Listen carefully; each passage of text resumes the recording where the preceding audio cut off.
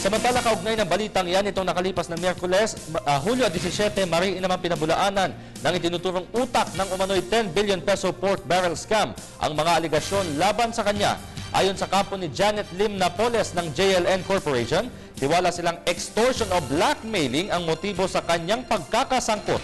Balikan natin ang report ni Noel Perfecto.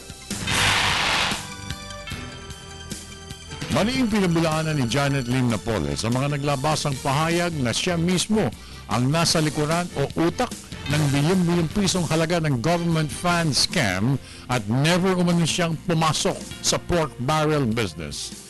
Ito ang kanyang siniwalat sa isang press statement na binasa ng kanyang abogado sa isang pulong balitaan na dinaluhan ng Trimedia Group sa lungsod. I am not a politician and do not intend to be one, which is the reason why it came as a surprise when I am now being vilified and demonized in the Philippine Daily Inquirer, and even pointed to be the brains of what the newspaper called the 10 billion pork barrel scam.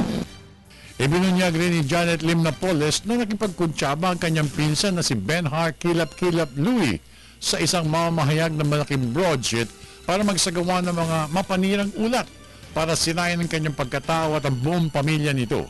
Base sa statement ni Ms. Lim, si Benhar isang drug dependent, may problema sa kanyang pagkatao at sinungaling.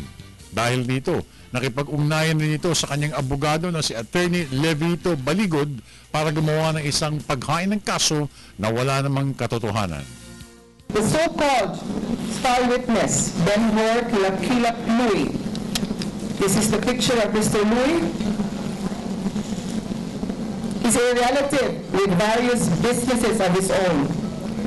As a trusted relative, he used to do errands for me until December of last year, when I discovered that he stole 300,000, which should have been deposited to my bank account. Hindi nakarating sa pulong si Ms. Janet Lim Napoles dahil sa tumaas umano ang BP nito. Ngunit tiniyak naman ng kanyang mga abogado na magpapakita siya sa oras ng pangangailangan at kapag ipatatawag na ng probers ng National Bureau of Investigation. Samantala, patuloy naman ang pagpapadala ng imbitasyon ng National Bureau of Investigation sa iba pang mga whistleblowers na naghayag na tutulong sa ginagawang investigasyon ng Bureau. Malamang na umabot pa sa bilang na 20 ang posibleng dumating na maging saksi sa naturang investigasyon. Inaantabayan na naman ng NBI ang ulat ng COA para ito'y maging basehan ng kanilang malalimang investigasyon. Para sa Telebisyon ng Bayan, ako naman si Noel Perfecto.